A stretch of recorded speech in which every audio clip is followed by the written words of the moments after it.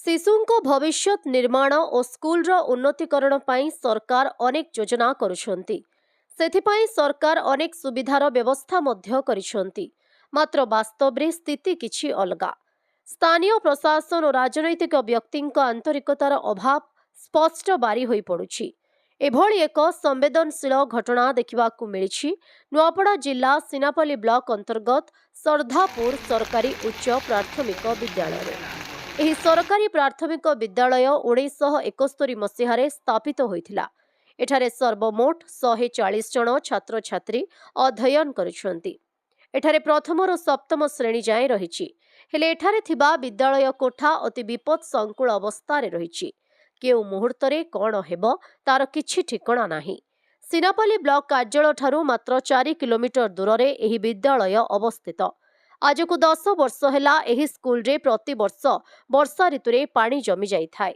शिक्षक माने उपरिस्थ अधिकारी को विभिन्न समय रे जणाइथिले मध्य ए पर्यंत केही दृष्टि देई नाहांती।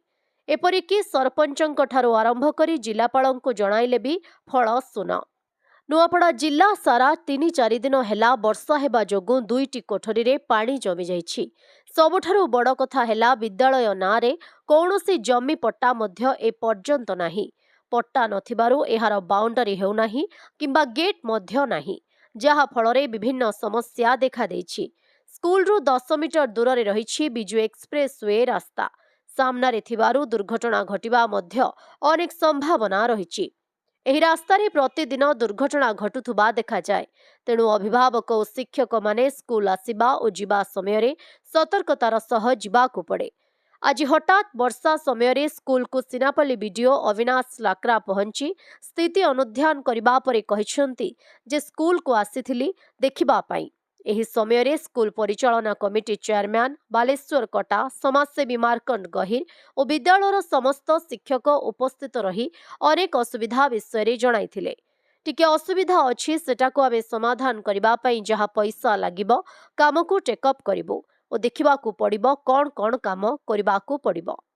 केवल सेतिकि नुहे, विद्यालय जमीपट्टा आज पर्यंत स्कूल नारे जमीपट्टा मध्य नाही। कौन करिबे बोली ए विषय रे बीडीओ को पचारिबारु बीडीओ अविनाश कहिथिले स्कूल कमिटी तहसीलदार सहित आलोचना करी जहा भी असुविधा अछि ताहा समाधान करिबो। एहा सहित जहा किछि स्कूल पई सुविधा हेबो से सब आमे करिबु बोली कहिसंती सिनापल्ली बीडीओ। तेबे बीडीओ देथिबा प्रतिश्रुति केबे पूर्ण हेउछि ताहा देखिबाकू बाकी रहिला। मो नाम होछि मितांजलि हंस। आम स्कूल रे बहुत असुविधा होछि। आमर 1 2 3 क्लास रे आंठे पानी जमी जाउछि और सेठी रे 1 2 3 क्लास बसी पारु नाहंती। से माने बहुत कष्ट रे थुरी कुची है कि बसी पड़ी छंती। एवं आम क्लास अबले आम स्कूल रे गेट नाही ओ आम भल भाबरे खेली भी पारुनो। आउ मेन रोड पाखरे ही आम स्कूल हे जाइछि। तेणु मु सरकार को कहबाकू चाहूछि जे से आमको आम स्कूल बहुत भल भाबरे 1 2 3 को मरामती करके भल कर दियंतु और आम स्कूल बाहर गोटे गेट कर दियंतु जहा द्वारा कि आम भल भाबरे खेली पारिबु। एवं मु कहबाकू चाहूछि जे आमको भल भाबरे सब सुविधा कर दियंतु जहा द्वारा आम क्लास रे भी बिछा पसी जाउछंती, साप पसी जाउछंती, केते कोन पसी जाउछंती जहा द्वारा कि आमको केबे क्षति होई भी पारे हे नाही किंतु होई भी पारे। सेति मु सरकार को कहबाकू चाहे जे से आम स्कूल को टिके भल भाबरे कर दियंतु। मोर नाम मार्कंड गहिर, मुई पूर्वतन सरपंच घंटीगुड़ा जीपी। आउ मुई तो देखी आसे 20 वर्ष है ना स्कूल एंता एका अच्छे।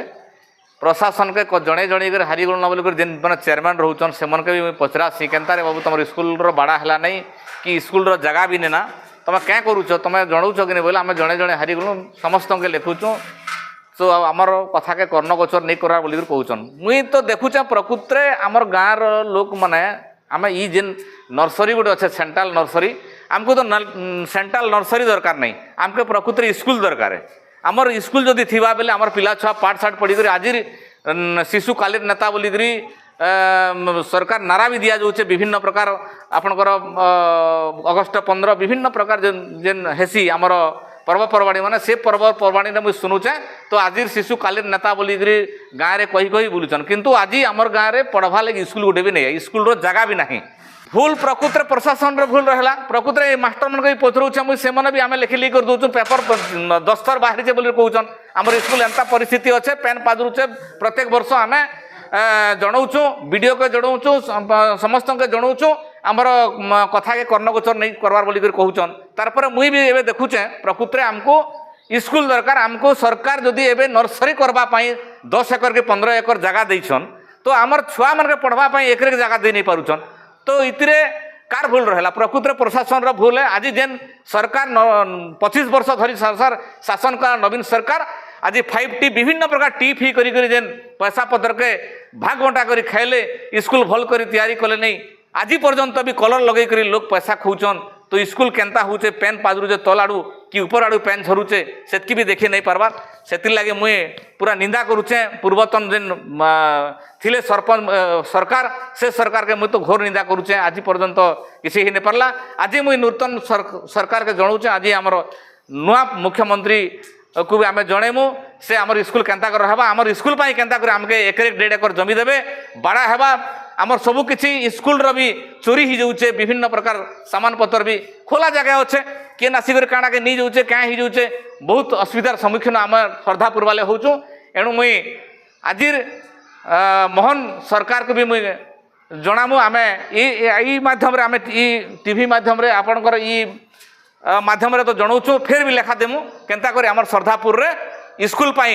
1 1.5 एकर जमी देवे आउ आम तो गज गुटे दूसरा के नाड़ू किणी करी आम आनिक लगे पार्मु आमको प्रकृत में नर्सरी सेटा भी थू किंतु जेन जगह के आगरी दिया 10-15 एकर जमी के आमको भी किसी स्कूल पाई आमको जगह छड़ा जाऊ और से भी नर्सरी करा जाऊ किंतु सबू दरकार मुई तो आज कहूँ आमके फास्ट स्कूल दरकार तारपर नर्सरी दरकार गच लगामु माने अन्य के नर्सरी भी आनिक लगे पार्मु आज आमर इने उद्यान विभाग भी अच्छे हेनु भी आनिक लगे पार्मु तो मुई आपण मान के भी निवेदन करुचे जेन आपण मान आसीचन आमर कथा के आगे नेबा लगी तो निवेदन करुचे मुई इलेक्ट्रिक मीडिया आपण मान को मीडिया बंधु मान को निवेदन करुचे ई मोर जेन कथा के आपण माने आगे बजै कर जड़े दियन जेन आमर सरकार भी एबे चलीचन से सरकार माने जानन और मुई तो घोर निंदा करुचे प्रकृत में पूर्वतन जेन सरकार चली 25 वर्ष धरी से भाग बटा कर खोउथिले और किसी काम नहीं करू थई मो नाम है हेमांगिनी गहेर मो 6ष्ठ श्रेणी पढ़े मो ग्रामर नाम है सरदापुर आम स्कूल रे बहुत असुविधा होउछि आम एमती 3-4 श्रेणी रे एमती पानी आठे आठे पानी भरी जाउछि एवं एमती सब बिछु साप ककड़ा सब किसी सम जाउछि सेति पई आमे बहुत कष्ट रे अछु एवं आमर एमती 6ष्ठ श्रेणी रे सब माने एमती सब क्लास रो श्रेणी छात्र छात्री माने बसुछंती पूरा बहुत कष्ट रे आमे बसुछु एवं पाठ भी पढ़ी पारु नाही आमे मो सरकार को निवेदन करी कि आम स्कूल को भल भाव एमती भल भाव मरम्मती करदेवे और आम स्कूल बाहर गोटे गेट करदेवे और आम एमती सब किसी सुविधा करदेवे जे आम भल भाव एमती खेलिकी भल भाव आज्ञा मोर ना बालेश्वर कोटा मुई बर्तमान ए स्कूल उपरा विद्यालय चेयरमैन अच्छे बर्तमान स्कूल रे पानी पूरा गलीगर समस्या अच्छे छुआ मैंने बसवा लगी भारी असुविधार सम्मुखीन होचन किंतु बर्तमान आम ए नुआ कर आईसु कमिटी मीटिंग नहीं बसबार मीटिंग बसला आम तार पदक्षेप नेवाई स्कूल एसएमसी कमिटी तुरंत दृष्टि देवा लगी आम ऊपर अथॉरिटी जनामु डिस्ट्रिक्ट हाई लेवल बर्तमान आम एमएलए एमपी तक आम जनाबार व्यवस्था करमु और जल्दी स्कूल सल्व हेबा बर्तमान स्कूल जगह भेल नहीं ना गवर्नमेंट नारे प्राइवेट नारे जगह अच्छे गवर्नमेंट जार नारे जगह नहीं ना तार पदक्षेप नेवाई माने आम तहसीलदार महोदय एवं सब कलेक्टर महोदय को जनामु एमएलए एमपी तक मध्य जीवार व्यवस्था करमु।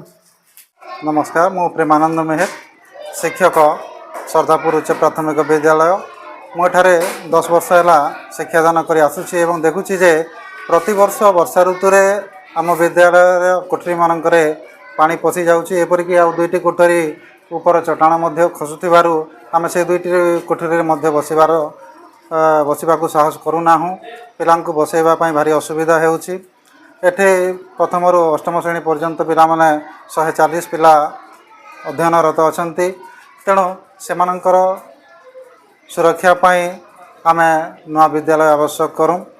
ଏପରିକି ଆମ ବିଦ୍ୟାଳୟରେ ପାଚେରୀ ମଧ୍ୟ ନାହିଁ, ତା ସହିତ ଜମି ପଟ୍ଟା ମଧ୍ୟ ଆମେ ପାଇନାହୁଁ ଏପର୍ଯ୍ୟନ୍ତ। ସରକାର ଅନେକ ଯୋଜନା କରୁଛନ୍ତି ପିଲାଙ୍କର ଶିକ୍ଷା ପାଇଁ, ହେଲେ ଆମେ ସେଥିରୁ ଢେର ପଛରେ ଅଛୁ ବୋଲି ଅନୁଭବ କରୁଁ।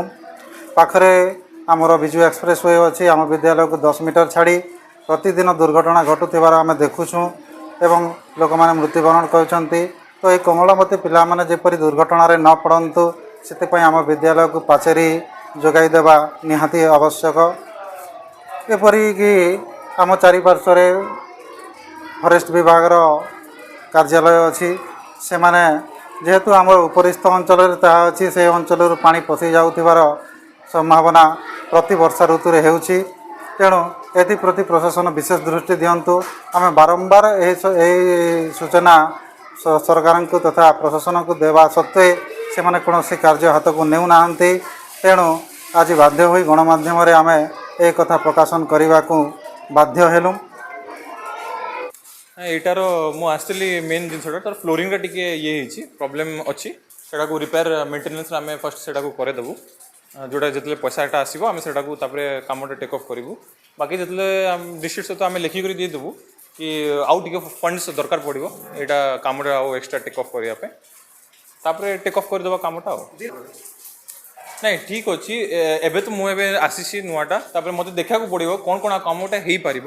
ତାଠାରୁ ବେଟର୍ କମିଟି ମେମ୍ବର୍ସ ମାନେ ତାଙ୍କର ଅଲରେଡ଼ି ଡିଷ୍ଟ୍ରିକ୍ଟକୁ ଜଣାଇବେ, ହେଲେ ସେଇଠୁ ଆପଣଙ୍କୁ କିଛି ଫଣ୍ଡସ୍ ଆସିବ ହେଲେ ତାପରେ ଆମେ କିଛି କାମଟା ଏଠି କରେଇ ପାରିବୁ। ଏଇଟା ଯେଉଁ ଚେୟାରମ୍ୟାନ୍ କମିଟି ମେମ୍ବର ଯେଉଁଟା ଅଛନ୍ତି ସ୍କୁଲର, ସେମାନେ ଆଟଲିଷ୍ଟ ତହସିଲଦାର ସହିତ କଥା ହେବେ, ତାଙ୍କ ଯେଉଁଟା କାମ କରିବା ପାଇଁ ଯେଉଁଟା ଦରକାର ଅଛି କି ପଦକ୍ଷେପ ଅଛି ସେଇଟାକୁ କରିବେ, ହେଲେ ସେଇଟାକୁ ବେଟର୍ ୱେ ହେଇପାରିବ। ନୂଆପଡ଼ା ଜିଲ୍ଲାରୁ ଜଗନ୍ନାଥ ସାଗରଙ୍କ ରିପୋର୍ଟ, ଓଡ଼ିଶା ହାଇଲାଇଟ୍ ସମାଚାର।